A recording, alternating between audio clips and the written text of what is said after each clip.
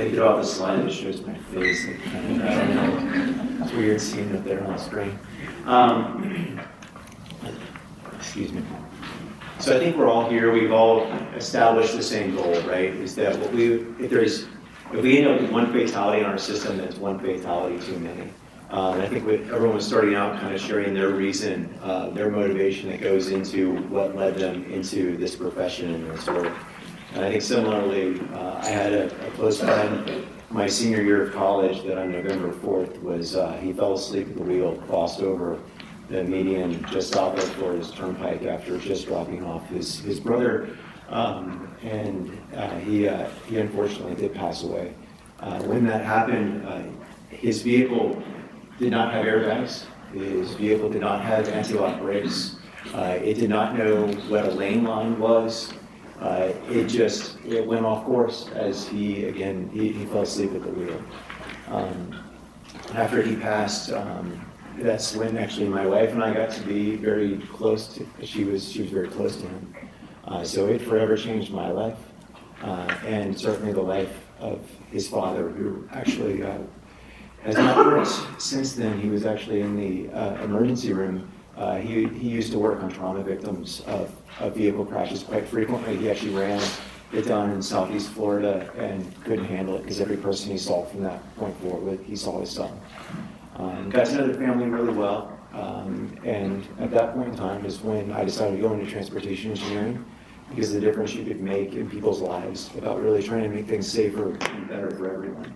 So I understand this is a subject that is near and dear to all of our hearts, and the good news is I can tell you that with what is coming down the pipe, where we see within vehicular transportation, what happened to my friend, there is a good chance that those things won't have to happen anymore.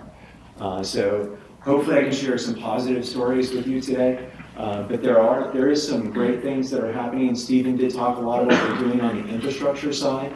I'll try to share some of the things we know about the vehicular side, how those complement each other, and what we can hope to see, and what we're already seeing in terms of benefits from this. We do see that crashes are increasing, but at the same time we also see that there are a lot that are actually being prevented by advances in vehicular technology. So for a little bit of history here, if we look at the advent of technology within vehicles, we actually do see where this corresponds to a drop in crash rate when looked at vehicle miles traveled.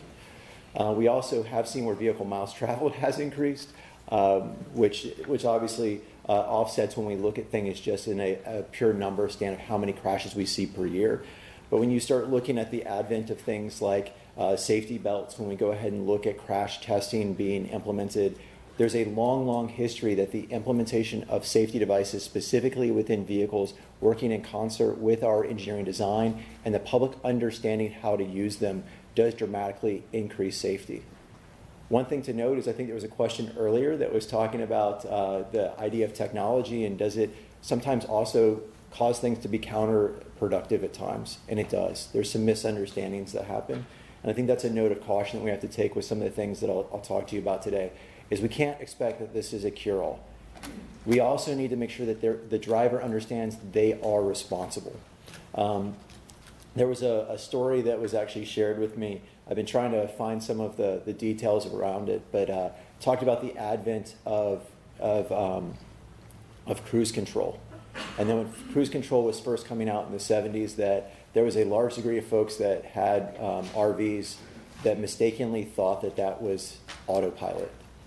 Actually went ahead and engaged it, went back to go ahead and make themselves some food, and they did not, in many cases, survive that mistake. What we're heading into when we start talking about this type of work is, I think, a lot of confusion over where we are right now with autonomous vehicles. You see this in Teslas because of their prevalence within the field right now. When we start talking about level 5 autonomy, where it's fully autonomous, the vehicle completely drives itself, understand for the most part that is not where we are. That we need to be diligent as drivers, and we need to make sure as those that work within the transportation profession not to oversell what it is that the capabilities are of technology right now. That we make sure that people are properly using and gaining the benefits of these innovations within our vehicles, so that we see that the crash rate actually goes down and that people don't misuse them and inadvertently trust technology too much and see crashes actually increase. Now with that, one of the big things that's happening in vehicles now, if you go and try to buy a car, it's almost hard to avoid getting something that's referred to as ADAS, or Advanced Driver Assistance Systems. Now, again, these are not autonomous vehicles. These will not drive the vehicle for you. In a lot of cases, what they're doing is they're providing messages back to you, letting you know that something that's going on in the vehicle is not appropriate and that you need to refocus. And what it's trying to do is to get you to gather yourself so that you make better decisions. But again, it's still in the hands of the driver, still has to pay attention, still has to not go ahead and get distracted by their cell phone. They need to go ahead and drive that vehicle and understand that responsibility that they're taking. But if we go ahead and take a look at these, there's quite a list. I'm sure they get called by different brand names, by different people that are out there buying cars or selling cars. Some really key ones that I'll focus in on here are the ones that are underlined. The automatic electronic braking, the forward and rear collision warning, and the lane departure warning. The reason why I go ahead and focus in on those, whereas we know that, especially with pedestrian detection, that is absolutely very important. When we look at the percent decrease in crashes, when we're trying to go ahead and say where we can make the most bang for our buck, this is where the numbers tell us that we're having the biggest benefit right now. That is not to say that any of these are not as important and that they would not be valuable. It's just when we look at early returns about getting the most bang for our buck, this is what we're seeing. These also are ones that translate very well to what Stephen mentioned in terms of connected vehicle technology. They're actually very similar in terms of how we can provide the warning. They're done and can actually work together in order to provide redundant systems. And what they can also do is actually be delivered cheaper. And I'll go into that a little bit.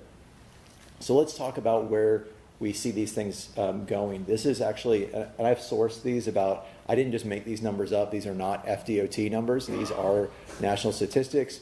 These did come from insurance agencies. And when you talk about who's concerned about trying to make sure that we drive down crashes, insurance agencies are a huge partner in this, right? They see that as loss, from their profit margins. So when you look at investments and you look at statistics about what impact things are having, they're often the ones that we go to. So this is taking a look at the use of insurance claims based upon the introduction of ADAS systems as a whole. And what you see here is a pretty meaningful shift. We're talking about 1 in 5 that we're actually seeing reductions in property damage, and a little bit more than that when we start looking at bodily injury. So when we look at IIHS, if you're not familiar with them, they do quite a bit of testing of vehicles. They're one of the largest insurance institutes that's out there trying to look at safety. What they start talking about is that with the ability to try to prevent crashes, this is especially prevalent for younger demographics, that we go ahead and have seen quite a substantial impact to the reduction in crashes based on the introduction of these systems. So getting into the specifics of them, these are looking at 3 systems in particular, is the impact that we've had based upon age and the warnings that have come out. So forward collision warning, this is when you go ahead and are approaching an object and there's again a warning message that comes in. This is not taking over the wheel, this is not going ahead and applying the brakes for you, but it's saying, hey, there's something here, we need to go ahead and stop. That we're seeing that has a significant benefit. Again, that's somewhere on the order of magnitude of about 5%. And it's more prevalent for those that are under the age of 25. You'll see that's a consistent finding. But for those that are over 65, these systems are not always as effective. The Subaru Eyesight, as you know, Subaru is one of the leaders in this industry of trying to introduce new technologies. Their system also is looking at the collision warning system. The Kia system that you see with more impacts there actually is a combined system. They don't separate statistics from their collision warning and some of their other features. So their holistic warning system, we're seeing a decrease of around 28%. This is another look at trying to add another source of collision avoidance. Overall here again, pointing out the impact that we've seen of crashes from our different systems here from Honda, from Kia, and from Subaru. The difference between these is actually the types of crashes that we're seeing. Excuse me. When we start looking at these ADAS systems, again, I can't emphasize this enough, the driver is in full control. These are not systems that are taking over or driving the vehicle for anyone or applying the brakes. There have been some estimates about when systems do take over and will apply brakes for drivers, about what the impact will be. And generally what we see is an approximation, this is done in literature, of approximately doubling those impacts. So looking at going from somewhere around a 20% collision avoidance to somewhere around a 40%. Because even when we are warning drivers, if they're not heeding that advice, then nothing's really happening. So when we start looking at the compatibility of these systems and trying to, how does that affect us as transportation engineers, we can also look at providing warnings into vehicles. And the primary way in which we do that is through that means of connected vehicle. What that is that, and this is a very ambiguous term, I think, to most folks.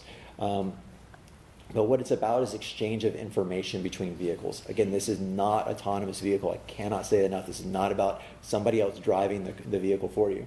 But this is about going ahead and sending packets of information, very, very small pieces of information that say, I am here, I am headed in this direction, and I'm headed at this speed. And I go ahead and I give you that information every 10th of a second. So 10 times a second, I'm telling that to every vehicle that's around me, every signal that's around me, anybody that wants to listen and has a compatible radio. I'm telling them that's what I'm doing. And they conversely are telling me what they're doing.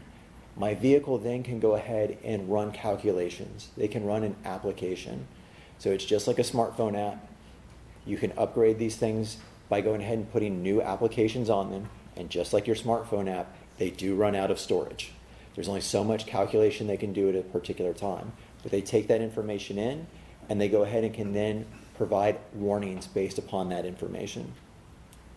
So the great thing about these is that they're less expensive than the current means. What happens now with ADAS systems, if you get blind spot warning, is that you actually have a device that sits at the back of your car, and it's shooting sonar out. And it's trying to determine if there's an object that's right there next to you. In order to go ahead and pay for that sensor, to go ahead and get it put in, I've heard estimates that are somewhere between $500 and $2,000, as you can imagine. Car manufacturers don't like to share exactly how much they're paying for things in a very competitive environment. But they say it's on that order of magnitude. When we start talking about connected vehicle, the number that we've heard from Ford, who is kind of the one pushing this technology, is around $50. So when you look at the order of magnitude of cost, it's much, much lower. So what they're looking at is how can we go ahead and try to get the same benefits from our vehicle, but be able to reduce our manufacturing costs, right? Because what they're looking at, again, if I can sell it to you for the same price, I can make more margin. Again, there has to be a business case for these things to take off. I know we don't like to talk about those sometimes, but the great thing is this type of technology is actually less expensive than the work that's ongoing now. So there's also additional factors that we can't go ahead and measure using some of this type of technology, right? You might get warnings in your vehicle if your wheel starts to slip, that there has been an issue that's already happened. The great thing with connected vehicle is I can go ahead and realize that maybe Joe here is driving out in front of me, he's leading the way, and he hits an icy patch of road. His wheel starts to slip. His car knows about that. His car can talk to my car. He can go ahead and he can tell me my wheel slipped. And then at that point in time, I can realize might be an icy patch of road up here. There might be a potential for hydroplaning. And I can go ahead and, again, run a calculation in my car that warns me I probably want to decrease my speed because there's a loss of traction up ahead.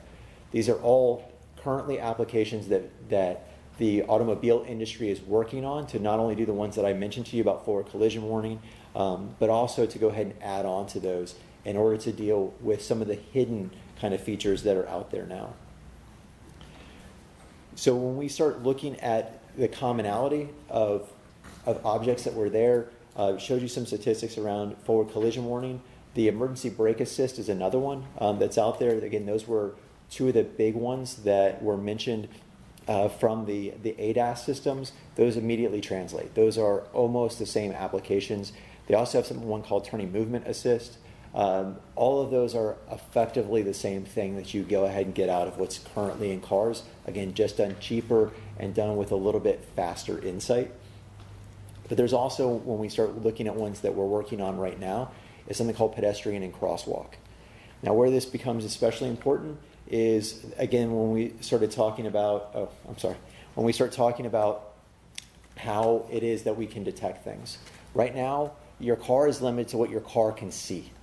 So that Subaru Eyesight system, it goes ahead and looks ahead on the roadway, and if it can observe a pedestrian using those cameras, the same ones that Stephen mentioned about running at intersections, it can go ahead and then take action based upon what it sees. It can warn you there's a pedestrian there. I don't know if anyone saw the news about when Uber had a crash when they were running fully autonomous with the pedestrian in Nevada. But what happened there was actually a corner. The pedestrian was obscured by a building.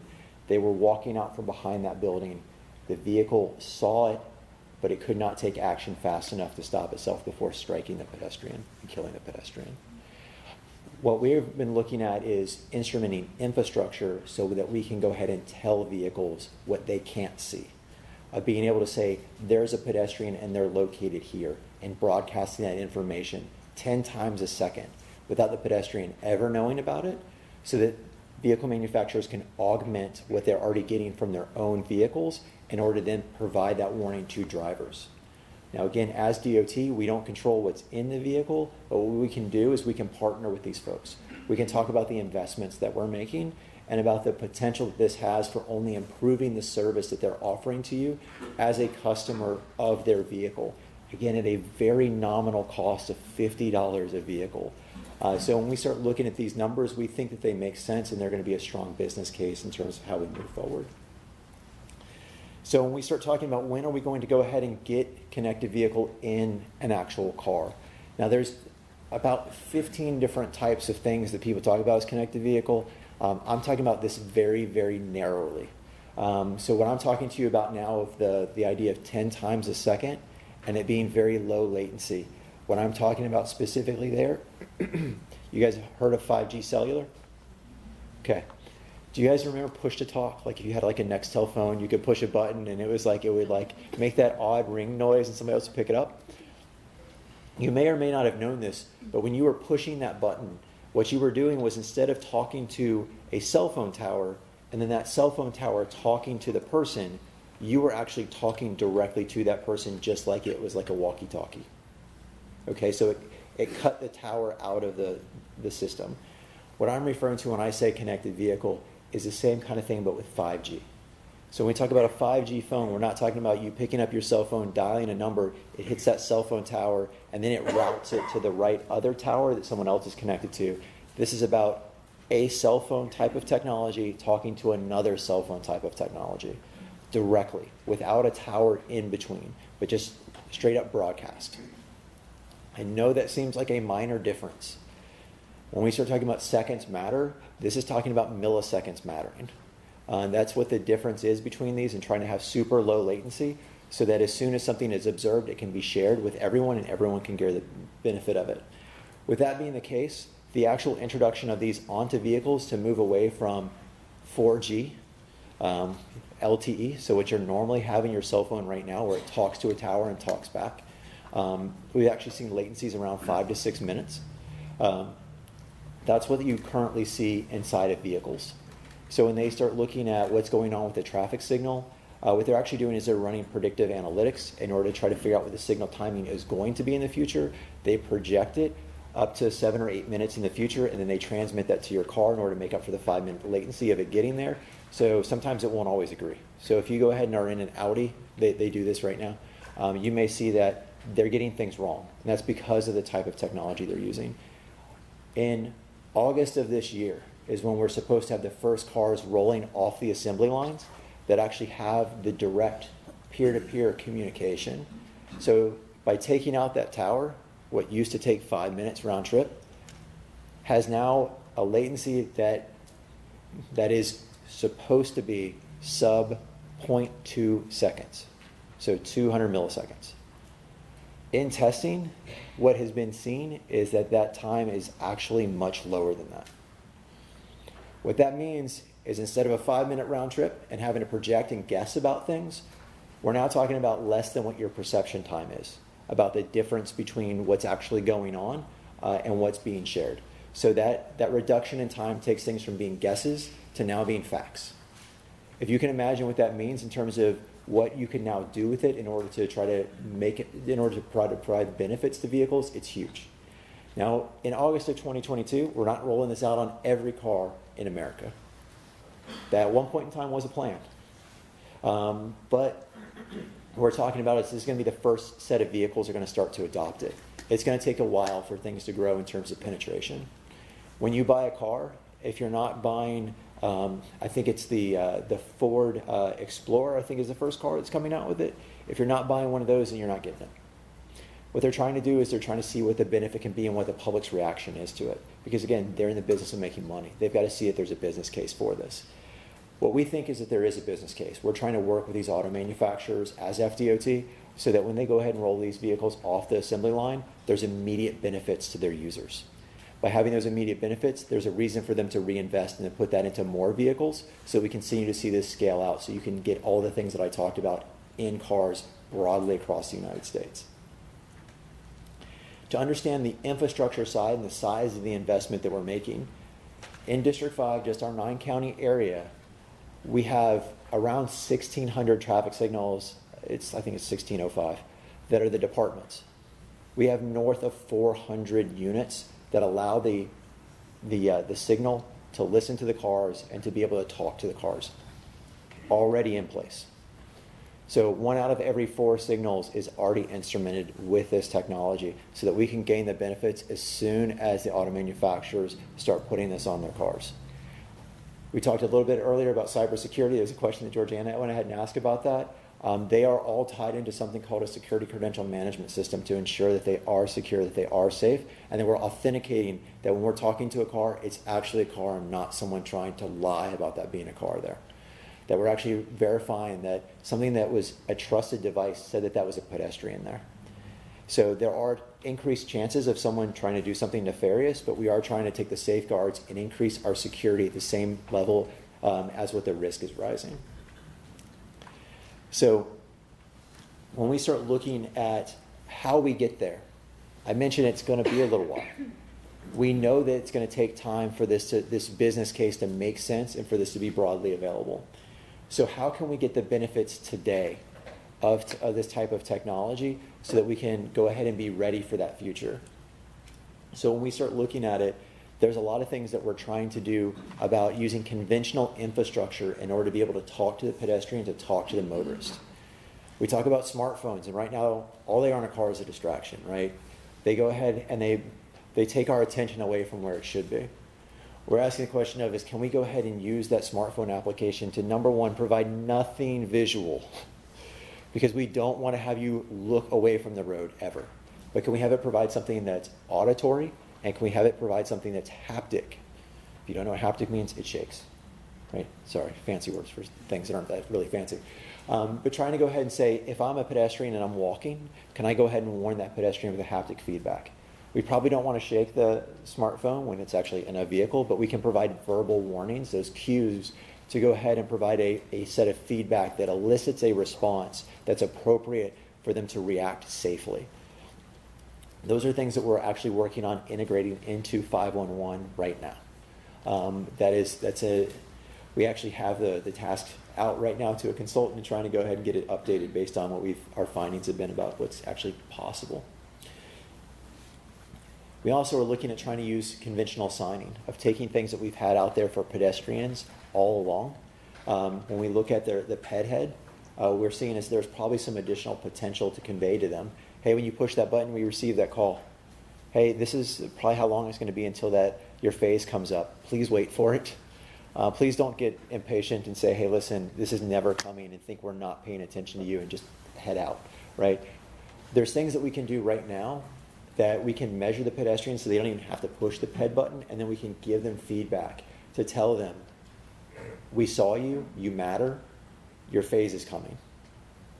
I was mentioning a little bit to Vu earlier about some of the things we're also looking at, trying to adjust the way we time traffic signals so that we can take advantage of the ability to measure all these movements of pedestrians, not just to warn vehicles, but also to say are there ways we can shorten cycle lengths while still maintaining efficiency so that we can go ahead and, again, increase compliance so that we have people that are using the pedestrian phases more effectively. Well, what are you doing there? Oh, go away. All right. So to let you all know, within your area, again, you hear that, you see Karina back there, it was Stephen that I've been talking about that presented before me. There's been a lot of work that's happened within this local area to try to make use of these. There's been a big investment from Space Coast TPO. The controller that Stephen was showing you, the 980 ATC, and also the newer green machines that are out there. There's been a big set of upgrades that have happened, and they have been because the team here has worked together in order to go ahead and get those deployed. The vendor may have screwed up the first 7 deliveries of those controllers, but Rich and Karina were persistent and got that out there and have those in place out on our roadside. So the infrastructure here has largely been upgraded. We don't have a bunch of the radios here, but that's just a small step away for us to be able to implement, to be able to be ready for this future in order to get that technology out there. And you've got some great people here that are actively working to make this happen. We look at City of Melbourne with Scott there and Brandon, again, the same thing. You're seeing that there's an emphasis in this area and we've got great folks, but as Stephen mentioned, we need to keep great folks continuing to be able to work here in order to be able to continue to make progress. With that, that's a very, I try to not get into too much techie stuff, but if you'd like to ask any kind of technical questions, I can go ahead and jump into them. Yes, ma'am. Maureen mentioned earlier regarding this regulated speed.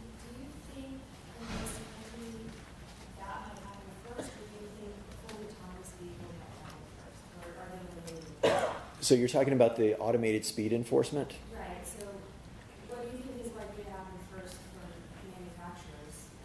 So when we look at fully autonomous, and I'll go through, hopefully I'll get close to answering your question.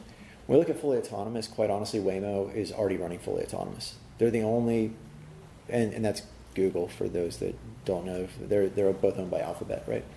So in Chandler, they are running fully autonomous right now. And they are truly running fully autonomous. They're not doing supervised autonomous. They are actually operating level 5. They're the only ones in the world that are doing it. They're waiting on NHTSA approval. They were expecting NHTSA approval years ago. If they obtain NHTSA approval, they have the intentions of scaling to Sunbelt area states early. They have come, they have met with us, they have talked with us, and they've expressed their intention to get here as soon as they get regulatory approval. They think that they've provided enough information in order to get there. Of course, that has not actually been the case. They went through and have, as a result, hired a bunch of traffic engineers to try to bring things to a point where they can provide that information to NHTSA. And they have scaled up a ton within the past year. I would be surprised if they don't get there relatively soon on the regulatory standpoint. When we look at public perception of speed enforcement being automated, people like to go ahead and have their autonomy within our country. We've seen that in Europe. It's been in place in Europe for over a decade. They see a significant reduction in crashes, mostly due to actually reduced lane changes. I know that's not intuitive, but that's what we've seen quite a bit of within literature. So I don't think that I think the U.S. perception will be, give me more things rather than take away my ability to speed. That's my personal opinion, but I don't have any numbers to back that up. But I told you what I do know of what's going on in this space. Yep. Yes, sir. How do you reconcile the applications to get all this information on the road conditions, and so on and so forth, with, the speed of the vehicle, etc., and the right of privacy? How do you protect the driver's privacy? Yes, sir. At the same time, you can also collect this information? Yes. Well, I'll tell you that privacy was something that was baked in from the very beginning of the standard. And I'll tell you that as a traffic engineer, there's a ton of data that I would love to have that I will never be able to get out of connected vehicle data. And it is because when they looked at things that are great for transportation engineers and the potential for abuse, and they said, listen, we're not going to do that. We're going to err on the side of privacy. When the standards were written, so you guys have smartphones, and I can make you really scared if you want. Your smartphone has something called a MAC address. Your MAC address is used in order to go ahead and when they're trying to figure out where your smartphone is, I can tell where your smartphone is at any point in time because I can always track your MAC. It never changes. It's always the same. Once I know that you're associated with that MAC, we can basically find that and where you are if you're within range of a cell phone any point in time, ever. When you look at your car is going to have a rolling ID. Every 20 minutes, it will change. They're set up in a way in which you cannot rediscover them. So you can't go back and patch them together so that you can find origin and destination. So I would only, maximally I know about what you're doing as an individual for a 20-minute period. After that, I completely lose you. I have no idea who you are. And then I have to rediscover, and then there's a whole other group of information. They're not all rolling simultaneously. So they're all ending and starting at different points in time. So when you start looking at this from a data standpoint and trying to stitch it all back together, it becomes too compute intensive. Right now, if quantum computing comes around, maybe it won't be. But you can't recreate the trips as a result. So that's how privacy is kind of baked in. And it's much, much, much more private right now than what your tire pressure system is on your car. That has a MAC address too, by the way. There's lots of ways to trace someone, but actually connected vehicle is not going to be one of them. There's lots of other ways that actually actively do it now. Yes, sir. Did I answer? Did I get close to answering it? That's what they said about FISA too. That's what they said about. I can tell you, I've looked at the bits that come out of the message, and they actually do not allow you to trace it. We've tried to go ahead and replicate it ourselves. Thank you. And there's only 2 manufacturers in the world for this technology, and only one can be bought in this country because the other's made by Huawei. So I can tell you that the ones that we use that are made by Qualcomm, we've tried to go ahead and break it and find it, and we can't. So we've tried.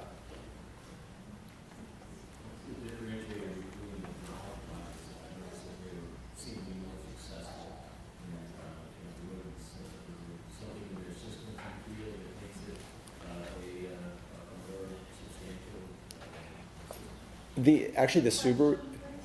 So I'll repeat the question. So the Kia DriveWise was one that was listed of having the biggest differential on the charts. And I apologize, I didn't pull like the full IIHS report. It has to do with how many technologies they layer together and the fact they don't separate out their reporting. So if you look at it, the numbers aren't different between the 2 charts. And what it has to do with is that they actually group together like 5 different things, and they just put a big conglomerate of that together and said, this is what our safety statistics are. When you go ahead and look at them in totality of what's there, the system that actually has the highest safety, if used correctly, and that's key because they're the ones that most often abused, is the Tesla system. The one that is kind of second in that realm, I believe, was the Subaru. And oddly, this is where cost of vehicle doesn't always correspond. I think it's the BMW actually had the lowest rating of their ability to successfully do lane keeping and trying to look at collision warning systems. So when you start looking at these systems, there are actually significant differences. If you're interested, take a look at IIHS's website. They've got a lot of great reports there that go ahead and talk about individual vehicles and kind of what their safety statistics are. But the Subaru does not greatly outperform them. It just is an artifact of their reporting. Yes, sir. As far as a standard, how wide of a net do you cast? Is it U.S.? Is it North America? Is it, etc.? So when we start looking at things like connected vehicle and the standard that's there, that standard is a U.S. standard. It is broadly accepted within North America. When you look at Europe runs on a different set of communication. They have been running on something called dedicated short-range communication, or DSRC. That type of communication is in the same band, but it's in a different section of that band. They are actually in the process, it looks like, of changing over in order to line up with where things are in the US. And that's because the auto manufacturers are pushing it. And the reason why they are is because the type of radio you have to use for what's the current European standard is about $1,000 more expensive. And the difference between $50 and $1,000, they see that the business case just will never make sense. So they want to get out of that regulatory environment and move over to being able to produce cars cheaper. So that's the difference. But right now, oh, and I'm sorry, Japan is on an IR-based standard as opposed to being a wireless communication, and that's just... So, but if you look at Japan, they use IR for a lot of things, right? They love that technology. So when you look at Eastern Asia, I don't recall where China is. I apologize. I don't do a great job of looking around the world, but there is a significant portion of the auto manufacturing base, because we're North America, right? We consume quite a few vehicles that are actually on the same standard and are fully interoperable. In fact, I was answering some questions earlier today for some guys out in California and some folks up in Virginia. So the states actually do talk to each other too. I know that's really odd. In order to try to keep track with each other and what progress is being made and try to coordinate activities, so that it's not only that it's all standards-based, but we actually try to learn from each other to keep the state of the practice, relatively up to date. Yeah. Any other questions? Did I use any acronyms? I think I tried to go through one. Oh, I tried to really reduce it. So good stuff. All right. Well, thank you all. I do appreciate it.